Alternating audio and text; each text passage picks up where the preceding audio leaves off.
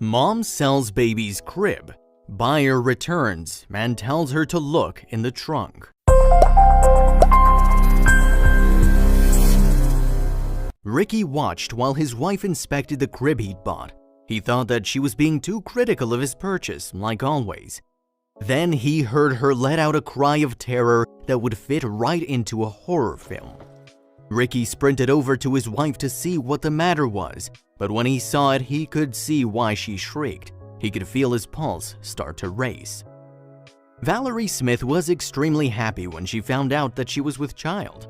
Even though she wasn't with the father of the child anymore, she was still excited to find a new chapter in her life. But Valerie had no idea how her world would change soon enough.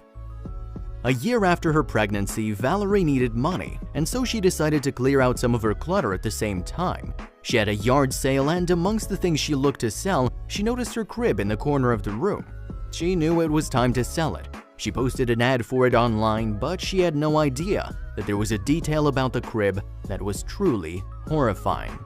In the same town, there was a carpenter by trade named Gerald Kumpula and his wife named Laureen. They noticed the ad for the crib and knew their granddaughter would need one for her pregnancy. It looked perfect. It was the right price and was good and sturdy. They thought it would be a bargain, but they didn't know what they were actually paying for. The elderly couple decided it was perfect and called Valerie to arrange a pickup. They didn't want to wait and would pick it up as soon as possible. Valerie was happy and told Gerald to come and get it in his trunk, but he didn't expect what would come next. When Gerald got there, he saw Valerie coming to greet him. She was dragging the crib along with her and it looked in great order. Why was she selling it? He tried to be friendly and asked Valerie what her child's name was. She seemed to ignore the question. What was her problem? He asked her one more time what her child's name was. Maybe she didn't hear the first time. It's not like the question was a delicate one. She hesitated and then quickly said, Noah. Gerald didn't really believe her. It was the way she looked down at the ground when she said it. Gerald then smiled politely, but Valerie did anything but smile back. She then asked him for the cash and then told him to leave. Gerald didn't understand what her problem was, but he still wanted the crib, so he gave her the cash and then put it in his trunk. He had no idea what discovery he'd soon make. Gerald got back home and was excited. He was happy with it and hoped his granddaughter would be just as ecstatic. It was a great gift. But when Gerald's wife came over to inspect the crib, she cried out in terror. Gerald sprinted over to see what the matter was. When he saw what the problem was, he felt his heart jump in his throat. He knew what his next move was. He loaded his truck with the crib and drove straight back to where he bought it. She would have to explain. Gerald arrived at Valerie's home and knocked on her door. A minute later, she answered, looking confused as to what he was doing back. Then she saw her crib, the same crib she'd sold him just a few hours ago. "I know about Noah," Gerald said. Straight away, he could see the sadness in Valerie's eyes. It was at that moment then that Valerie revealed the truth to Gerald, and he wasn't prepared for it. You see, when she was more than halfway through her pregnancy, Valerie had started to suffer from backache and stomach pains. At first, she brushed it off as just pregnancy symptoms, but as the weeks went by, she knew something was going on, and she was right. "All week I knew something was off," she recalled. "I was very nervous." Determined to find out the truth, Valerie went over to the hospital for a checkup. While she was sitting in the waiting room, she had hundreds of questions flooding her mind. She took a deep breath before composing herself. "Everything is going to be okay," she said. But she was so wrong. Valerie waited while the doctors conducted their scans and checks on her unborn baby, and she felt sick with nerves. She seriously hoped there was nothing wrong. And finally, the doctors had the results. The umbilical cord, doctors theorized, had become compressed in the womb, making it impossible for the necessary nutrients and oxygen to make it to the fetus. And unfortunately for Valerie, she'd lost her baby. There is so much a parent has to process after learning that they won't be bringing their baby home with them. Not only did Valerie have the mental and emotional side effects of her loss to deal with, she also had to face up to the fact that her home's nursery wouldn't be used. For her, the implications of the empty nursery were just too much to deal with. Valerie was devastated to hear the news. She so badly wanted it to be a nightmare that she was about to wake up from. But this was no nightmare, this was her reality. As the weeks passed, Valerie became a shell of herself. She was hardly eating and she hadn't left the house in weeks. Valerie could feel herself sinking further and further. In the days and weeks after her son's tragic passing, Valerie didn't know what to do with herself. She was supposed to be having sleepless nights because her baby was keeping her up, not because her house was eerily silent. It didn't help that there were so many reminders of her child everywhere she looked. But 11 months after her baby passed away, Valerie knew she had to make a change. It was what her baby would have wanted. Valerie missed smiling and laughing. So first on her list was to have a yard sale and get rid of any unwanted items. She came across the crib she'd bought for her baby and felt a lump in her throat. She knew she had to sell it. She didn't need it anymore and perhaps somebody else did. And that was when Gerald and his wife came across the crib advertisement online. Thinking of his own pregnant granddaughter, Gerald bought the crib. And it was only when he had taken the crib back to his home and his wife looked inside that he learned all about Noah and Valerie's horrific nightmare. You see, when Gerald's wife looked inside the crib, she saw something that stopped her cold and made her scream. As soon as Gerald heard his wife, he came over to look at what the problem was. And then he saw it too. Scribbled into the bottom of the crib was R.I.P. Noah 2019 to 2020. Straight away, Gerald felt heartbreak and devastation knowing the truth about this crib. He felt guilty for buying it off Valerie as it obviously meant a lot to her. So Gerald knew what he had to do to make things better. He got to work and completely transformed the crib into something spectacular. As parents to 15 children, Gerald and Lorraine knew what a child meant to a young mother, and as grandparents who'd lost a grandchild, they knew at least partially what the loss of a child can do to a family. Gerald and Lorraine agreed that the crib needed to return to Valerie. Still, Gerald knew it couldn't go back to her in its current form. He needed to work his craftsman magic. Gerald brought the crib into his workshop. There, pieces of wood lay on the floor, half-finished benches lined the walls, and one of his more ambitious projects, an ATV made out of PVC pipes, sat amid a daydream-worthy tool collection. The retired grandfather started tinkering away at the little white crib, cutting and measuring the wood, hammering nails and mixing paint. When he finished, he knew that Valerie would be delighted. With incredible handiwork, Gerald turned the crib once relegated to spend a lifetime in the corner of a dark garage into a bright, beautiful bench, a memorial for the beautiful life taken so soon. This, Gerald figured, was the perfect way to honor the boy he never knew. An unused crib is a sad reminder, he said. A bench is more of a memorial. It's part of that sad happening, yet it's not a reminder like an empty crib would be. Valerie offered Gerald money for his time, money for his work, money for being so kind in a sometimes painfully cruel world. He declined any payment. It's just nice being able to do something for someone, he said. For most parents, welcoming a baby into the world is a true blessing. However, some people struggle to conceive or experience complications, like Valerie.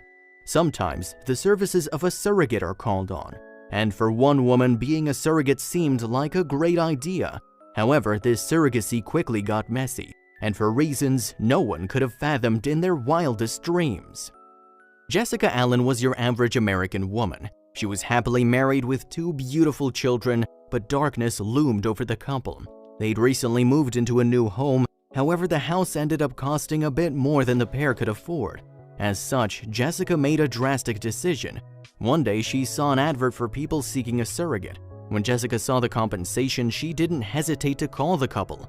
But this is where the drama began.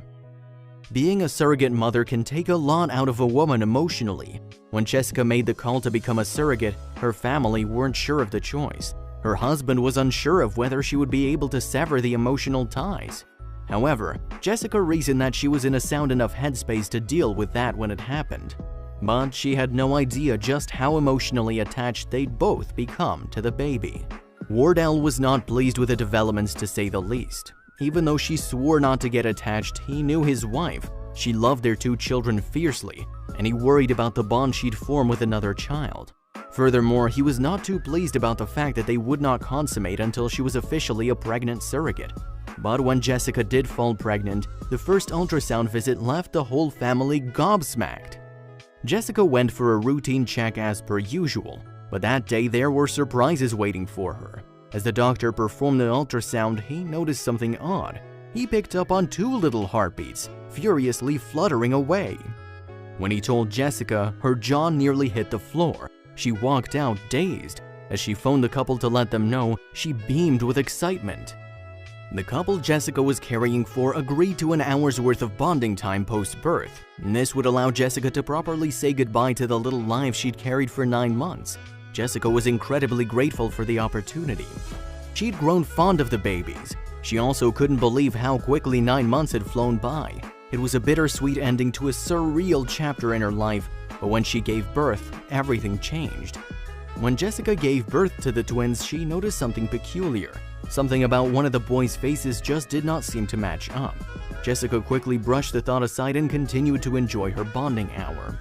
She marveled at the two beings she'd carried for so long, but every time she looked upon them, something just didn't seem right.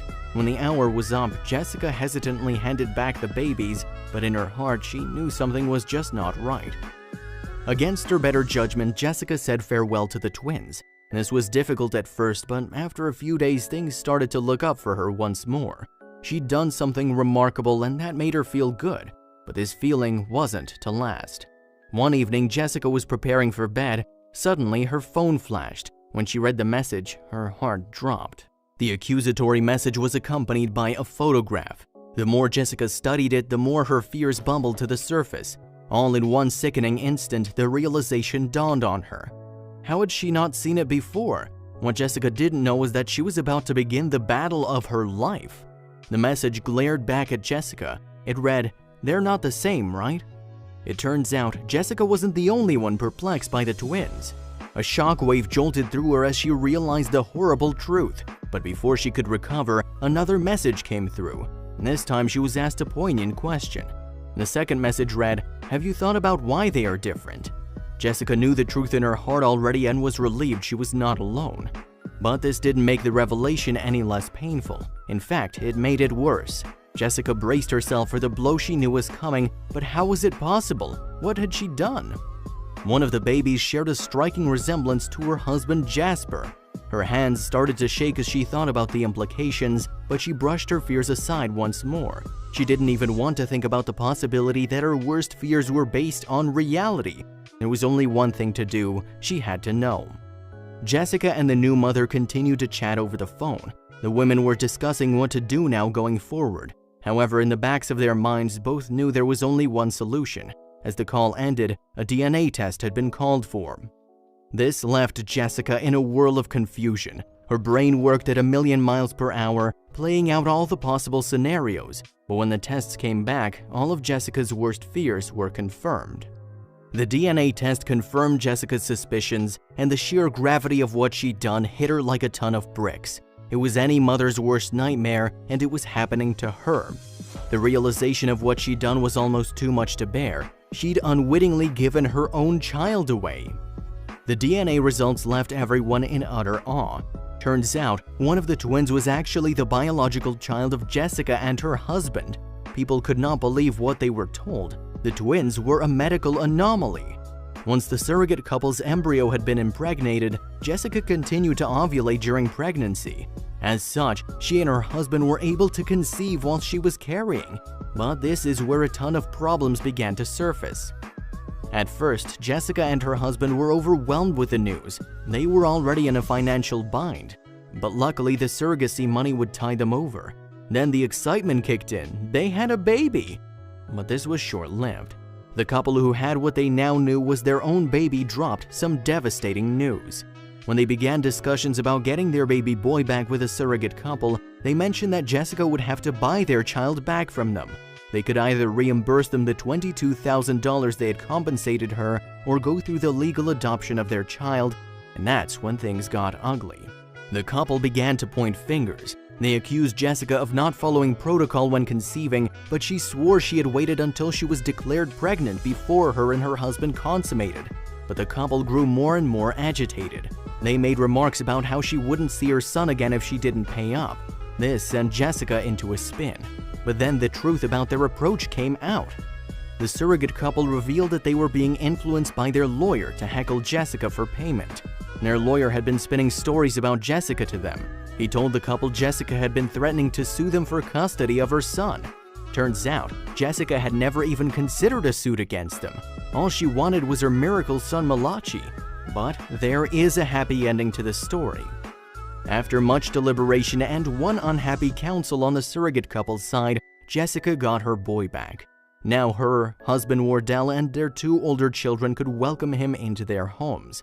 The awesome foursome was now 5, and they had never been happier. The little guy doesn't even know what a mark he's made within the news world yet, but all that matters is that he's finally where he belongs.